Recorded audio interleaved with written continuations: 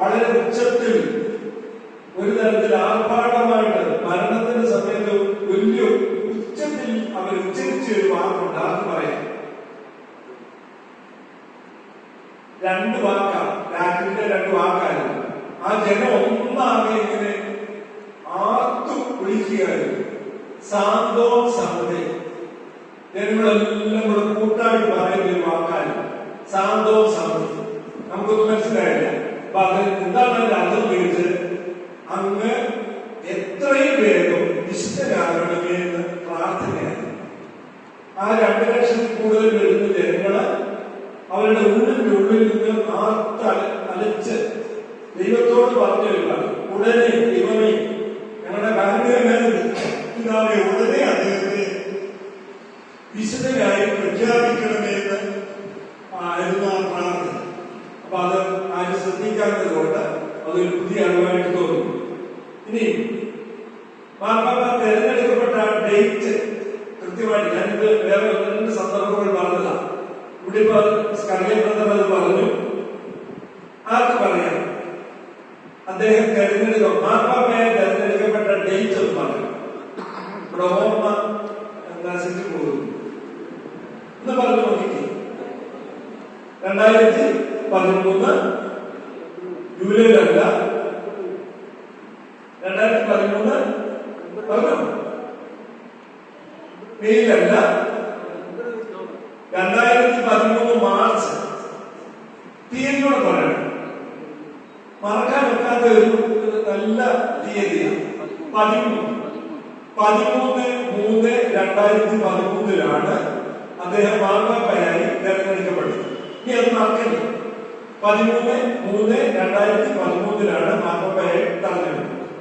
അതിനു മുമ്പ് തെരഞ്ഞെടുപ്പൊക്കെ കഴിയുമ്പോൾ ആ ഒരു വലിയ കവാടത്തിൽ വന്നിട്ട് ലോകത്തെ ആശീർവദിക്കുന്ന ആദ്യത്തെ ആ സംഭവമുണ്ട്. അതിനു മുമ്പൊക്കെ അദ്ദേഹം വന്നിട്ട് ഈ പുതിയ തെരഞ്ഞെടുക്കപ്പെടുന്ന മാർപ്പാപ്പ വന്ന് ആ ജനങ്ങൾ, അവിടെ കൂടിയിരിക്കുന്ന ജനങ്ങളെ മുഴുവൻ ഇങ്ങനെ ആശീർവദിക്കും. ദൈവത്തിൻ്റെതായ പ്രതിപക്ഷം എന്നുള്ള നിലയിൽ ആശീർവദിക്കുന്നതാണ് സാധാരണ നടന്നത്.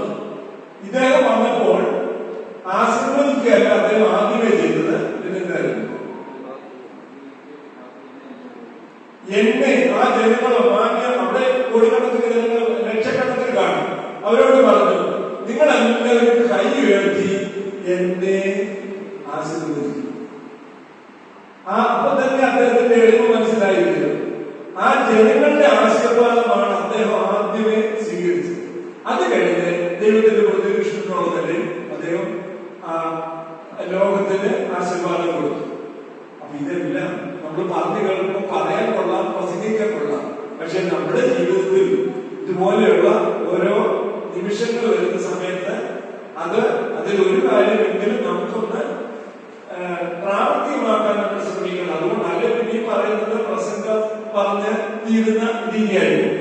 ഇനി അത് കഴിഞ്ഞിട്ട് ആ പിറ്റേ ദിവസം അദ്ദേഹം സ്വന്തമായിട്ട് ഉള്ളൊരു കൊട്ടാര സമർത്ഥമായിട്ടുള്ള ഒരു ഇടത്താണ് താമസിക്കാൻ അവര് അനുവദിച്ചിട്ടുള്ളത്. അദ്ദേഹം പറഞ്ഞു, അത് വേണ്ട, ഞാൻ എന്റെ ലോഡ്ജ് പോലെയുള്ള ഒരു ചെറിയ മുറിയുണ്ട്, അവിടെ മതിയെന്നുകൊണ്ട് അവിടെ പോയി.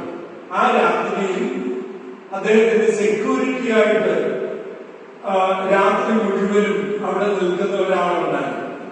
വെളുപ്പിന് മാർപ്പാപ്പ എഴുന്നേറ്റിട്ട്, അത് ഇതിനകത്ത് ന്യൂസിനകത്ത് ബുക്കിലൊക്കെ വായിച്ചിട്ടുണ്ട്. അപ്പൊ അദ്ദേഹത്തിന് കഴിഞ്ഞ 2 വർഷത്തിന് മുമ്പ് വരെയും അദ്ദേഹത്തിന്റെ ഭക്ഷണം അദ്ദേഹം തന്നെയാണ് പാകം ചെയ്തിരുന്നത്. ഈ കഴിഞ്ഞ 2 വർഷത്തിനിടയിൽ ഒത്തിരി ചികിത്സയുടെ ആരോഗ്യ പ്രശ്നം വന്നപ്പോൾ അത് തൽക്കാലം മാറ്റി വെച്ചു. എന്നിട്ട് തെരഞ്ഞെടുക്കപ്പെട്ട ആ ദിവസം എന്ത് ചെയ്തു? അദ്ദേഹം വെളുപ്പിനെ തന്നെ മോർണിംഗില് അല്ലെങ്കിൽ ഏർലി മോർണിംഗില് ഒരു കാപ്പി ഇങ്ങനെ കുടിക്കുന്ന പതിവുണ്ട്. അദ്ദേഹം കാപ്പി കുടിച്ചു പുറത്തൊക്കെ ഇറങ്ങിയപ്പോഴുണ്ട് ഒരു സെക്യൂരിറ്റിക്കാരൻ അവിടെ ഇരുന്ന കസേര എഴുതിക്കുന്ന ഓർമ്മ. മാർപ്പാപ്പ വന്നത് അദ്ദേഹം കണ്ടില്ല. അദ്ദേഹം ചെന്ന് അല്ല ഇങ്ങനെ ആയിക്കോട്ടെ. അപ്പൊ എന്തായാലും അദ്ദേഹത്തെ വന്ന് തൊട്ട് വിളിച്ചപ്പോഴാണ് അദ്ദേഹത്തിന് സ്ഥലകാല ബോധം ഉണ്ടായിരുന്നെങ്കിൽ മാർപ്പാപ്പ വരുന്നത് കണ്ടു. അദ്ദേഹം ആയിക്കോട്ടെ. പറഞ്ഞു, ഈ ഈ രാത്രിയിലൊക്കെ ഇങ്ങനെ നിൽക്കേണ്ട കാര്യം ഉണ്ടായോ? അതിന്റെ ആവശ്യമില്ലായിരുന്നല്ലോ. അപ്പൊ പറഞ്ഞു, എനിക്ക് എന്റെ ചുമതലയായിട്ട് ഡ്യൂട്ടി അത് ചെയ്തിരുന്നു. ശരി, നീ അവിടെ ഡ്യൂട്ടി ചെയ്തോണ്ട് അവിടെ നിന്നോളാൻ പറഞ്ഞിട്ട് അദ്ദേഹം നേരെ കയറി ഒരു കാപ്പി ഇട്ട് ഒരു ബിസ്ക്കറ്റ് എടുത്ത് അദ്ദേഹം രാത്രി മുഴുവൻ ഇങ്ങനെ ഇരിക്കുക അല്ലായിരുന്നു.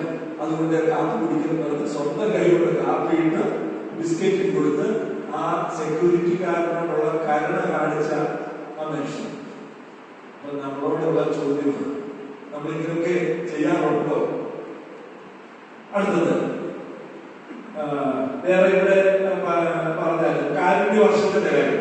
വിൻസെന്റ് ഡി പോൾ സൊസൈറ്റിയെ സംബന്ധിച്ച് ഏറ്റവും പ്രധാനപ്പെട്ട ഒരു കാര്യം, കരുണയുടെ വക്താവായത്, കരുണയുടെ ദൂതനായത്, കരുണയുടെ രാമന്മാരായിരുന്നു, സന്ദേശവാഹകനായിരുന്നു അദ്ദേഹം. അപ്പൊ അദ്ദേഹത്തിന്റെ ഒറ്റ വാക്കിൽ എനിക്ക് ഏറ്റവും ഇഷ്ടപ്പെട്ടത് അദ്ദേഹത്തെ കരുണയുടെ മുഖമുദ്ര എന്ന് അദ്ദേഹത്തെ വിശേഷിപ്പിക്കാനാണ്. അദ്ദേഹത്തിന്റെ പ്രവർത്തനങ്ങളും സംസാരവും പ്രവർത്തനങ്ങളെല്ലാം കരുണയോടുള്ള ആഭിമുഖ്യമുണ്ട്.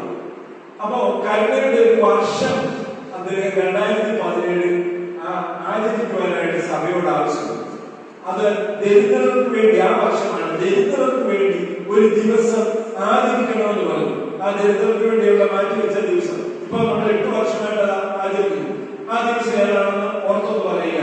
ഇവിടെ ക്രിസ്തൊക്കെ പഠിച്ചവരൊക്കെ ഉണ്ടല്ലോ, ഇവിടെയൊക്കെ ഓർക്കുന്നുണ്ടോ? നവംബർ തീയതിയല്ല, നവംബർ 3-ാമത്തെ ഞായറാഴ്ച. അത് ഓരോ വർഷവും മാറി മാറി വരും. എല്ലാ നവംബർ 3-ാമത്തെ ആഴ്ചയിലും ദരിദ്രർക്ക് വേണ്ടി മാറ്റിവെക്കപ്പെട്ട, അതിനുവേണ്ടി പ്രതീക്ഷിക്കപ്പെട്ട ഒരു ദിവസം. അപ്പൊ ഞങ്ങളുടെ ചന്ദ്രപ്പള്ളി കോൺഫറൻസിനെ കുറിച്ച് ഞങ്ങൾക്ക് അഭിമാനമുണ്ട്. ആ തുടക്കം മുതൽ ഞങ്ങൾ ആ ദിവസം കാരുണ്യ ഭിക്ഷ എടുത്തു. അപ്പൊ പിതാവിന്റെ ആ ഒരു ഇത് മനസ്സിലാക്കിക്കൊണ്ട് ഞങ്ങളുടെ അംഗങ്ങളൊക്കെ ഒരു ഭിക്ഷപാത്രം കൊണ്ട് നമ്മുടെ വീടുകളും ഏതാണ്ട് അടുത്തുള്ള മറ്റേ വീടുകളും ഒക്കെ ചെന്ന് ഭിക്ഷയാക്കി. അങ്ങനെ കാരുണ്യ ഭിക്ഷ കിട്ടുന്നു. അപ്പൊ അത് എടുത്തു പറഞ്ഞതാണ്. ഇനി വളരെ പ്രസിദ്ധമായ ഒരു, നിങ്ങളെല്ലാം ഓർത്തു, പക്ഷെ ഇവിടെ ആരും പറയാത്തത് കൊണ്ടാണ്. ഭിക്ഷക്കാർക്ക് അപ്പൊ ഒരു വലിയ സമൂഹത്തോടെ ഒരിക്കലും അദ്ദേഹം ചോദിച്ചു. അവിടെ ഒരു മീറ്റിംഗ് കൂടിയ സമയത്ത് അവരോട് ചോദിച്ചു, എനിക്ക് തോന്നുന്നു അവിടെ കൂടുതൽ വിൻസെന്റ് കൂടുതലായിരുന്നിരിക്കാം, അതുകൊണ്ട് അവരോട് അങ്ങനെ ചോദിച്ചത്. ഇത് പറഞ്ഞാൽ നമ്മളോട് ചോദിച്ചു എന്നാണ് ഞാൻ മനസ്സിലാക്കുന്നത്. നിങ്ങൾ ഭിക്ഷ കൊടുക്കാറുണ്ടോ? അപ്പൊ അവിടുത്തെ ആളുകള് ഭൂരിപക്ഷം പേര് കൂടെ പറഞ്ഞു ഉണ്ട്. അപ്പൊ അവര് നല്ല ആദ്യത്തോടുകൂടിയായി ഞങ്ങളെല്ലാവരും കൈകൊട്ടിയാണ് കാണിക്കുന്നത്. അപ്പൊ എല്ലാവരും കൈകൊട്ടി ഭിക്ഷ കൊടുക്കുന്നുണ്ട്, സന്തോഷം. അപ്പൊ അടുത്തത് രണ്ടാം ചോദിച്ചു, ഭിക്ഷ കൊടുക്കുമ്പോൾ ആ ഭിക്ഷക്കാരന്റെ കയ്യിൽ നിങ്ങൾ തൊടാറുണ്ടോ? അത് പറഞ്ഞപ്പോൾ ആദ്യത്തെ അത്ര ആളുകൾ കൈകൊട്ടിയില്ല. അപ്പോ ആ കൊടുക്കുന്നതിന്റെ സമീപനത്തിന്റെ പരിശുദ്ധിയാ പറഞ്ഞത്. അപ്പൊ നമ്മുടെ പല ഭിക്ഷ നമ്മൾ കൊടുക്കുന്നത് ഇതൊക്കെ തന്നെ ആയിരിക്കും. എന്തുകൊണ്ട് പോയില്ലയോ, ഒരു ഭിക്ഷക്കാരൻ പറഞ്ഞില്ലല്ലോ, എന്നാ ഇരിക്കട്ടെന്ന് പറഞ്ഞ് എറിഞ്ഞു കൊടുക്കുന്നവരുണ്ട്, അല്ലെങ്കിൽ കൊടുക്കുന്നവരുണ്ട്. പക്ഷെ നമ്മുടെ ഉള്ളിന്റെ ഉള്ളിൽ ആ വ്യക്തിയെ സ്നേഹിച്ചാണോ കൊടുക്കുന്നതെന്നുള്ളൊരു ചോദ്യം വിൻസെന്റ് പോളുകാരോട് അദ്ദേഹം പറഞ്ഞു എന്നാണ് എന്റെ ഒരു വിശ്വാസം. മൂന്നാമത്തെ ഒരു ചോദ്യം കൂടെ ചോദിച്ചു. അതാ ഇവിടെ ബാബുച്ചാലാണ് അദ്ദേഹം ഷെയർ ചെയ്യുന്നുണ്ടോ ഉപയോഗിച്ചായിരുന്നു. ഭിക്ഷക്കാരെ, അതായത് ശരീരമാസകല വ്രണം കൊണ്ട് പൊട്ടി പഠിക്കുന്ന ഒരു ആളിനെ ചേർത്ത് പിടിച്ച് ഉമ്മ കൊടുക്കുന്ന ഒരു ചിത്രം അദ്ദേഹത്തിൻ്റെതായി പറഞ്ഞു. അപ്പൊ മൂന്നാമത്തെ ചോദ്യം, നിങ്ങൾ ഭിക്ഷ കൊടുക്കുമ്പോൾ, അപ്പൊ ഏതാനും പേര് പറഞ്ഞല്ലോ ഞങ്ങൾ അവരുടെ കൈയിൽ തൊടുന്നുണ്ട്. അപ്പൊ അവരോടാണ് ചോദിച്ചത്, അവരെ നിങ്ങൾ കെട്ടിപ്പിടിച്ച് ചുംബിക്കുന്നുണ്ടോ എന്ന് ചോദിച്ചപ്പോ ആരും കൈവക്കില്ല. അപ്പൊ അത്രമാത്രമാണ് കരുണയുടെ, ദാരിദ്ര്യത്തിന്റെ അല്ലെങ്കിൽ സഹോദര സ്നേഹത്തിന്റെ ആ ഒരു വിപ്ലവം കാണിച്ചു എന്ന വിശ്വസം. അപ്പൊ ഈ വലിയ കരുണയുടെ മുഖത്തിന്റെ മുമ്പിൽ, വിശുദ്ധിയുടെ മുമ്പിൽ എനിക്ക് സന്തോഷമായിട്ട് തോന്നുന്നത്, ഞാൻ എത്ര, അല്ലെങ്കിൽ നമ്മൾ എത്ര ഭാഗ്യമുള്ളവരാണ്. അദ്ദേഹത്തിന്റെ കാലത്ത് തന്നെ നമുക്ക് ജീവിച്ചിരിക്കാനും കാര്യങ്ങളൊക്കെ അടുത്ത് കുറച്ച് കാണാൻ, അടുത്ത് പോയി കണ്ടാലും ഞങ്ങൾ ദൂരെ ഇരുന്നാലും കാണാനും ഇതെല്ലാം നമുക്ക് പങ്കുവയ്ക്കുവാനും നമുക്കൊരു മാതൃകാ പുരുഷനുണ്ടെന്ന്. യേശു നമ്മുടെ മാതൃകാ പുരുഷനാണ്, പക്ഷേ യേശുവിനെ നമ്മൾ നേരിട്ട് കണ്ടിട്ടില്ല. ആ പ്രതിപുരുഷനായിട്ട് ഇതാ ഒരു ലോക ജനതയുടെ വലിയ ആ തലവൻ. അങ്ങനെ